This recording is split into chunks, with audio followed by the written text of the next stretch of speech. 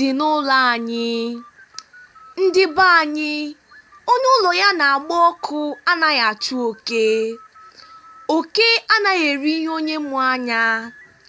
Lekwa ka anyị ga-esi tụkata ụkwụ ncha aba anyị anya n'ime mmiri. Anyị gwa onwe anyị eziokwu, anyị ga-ekweta na obi ekorola onye ọbụla n'elu n'ihi enweghị nchekwa ndụ nke eji enwe nchekwa akụ.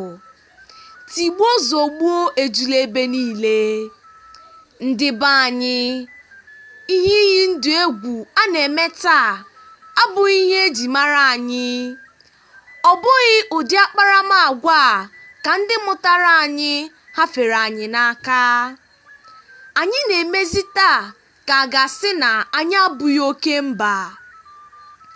Ọtụtụ obodo dị n'ala anyị taa, ụmụ anụmanụ anaghị esi na ya agafe, ma ya fọkwa mmadụ ịbịa ya nso. Ndị mmadụ eriela mbọmbọ ọsọ n'ala nna ha. Gịnị na-achọ ụmụ Igbo? Ọ bụ nwanne na-achọ igbu nwanne ya. Anyị ahapụla ala zọwa ute, na-emebisi ngwongwo ndị anyị ji ebi ndụ.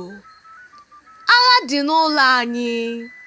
Kedu ka akụ anyị si erute ụlọ? Onye nọrọ ebe ọ nọ, ọ na-akwanye ọkụ aghara aghara. Igbu mmadụ abụrụla ihe egwuregwu. Ịtọrọ mmadụ abụrụ kwa ụbọchị. Itinye mmemme n'ụlọ abụrụla oke ihe. Ụmụnne m, onwe anyị ka anyị na-eme. Mgbe ọkụ a anyị na-amụnye ga-enwuru, o nweghị onye ga-afọkwa n'ụlọ. Ndị Igbo, chemienụ echiche ala. Ụlọ anyị na-agba katakata. Ka anyị marakwa mgbe na ebe mmiri bidoro mawa anyị.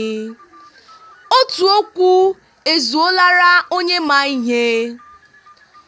Onye maara asụ sụọ n'ikwe. Onye amaghị asụ sụbiri bata ya.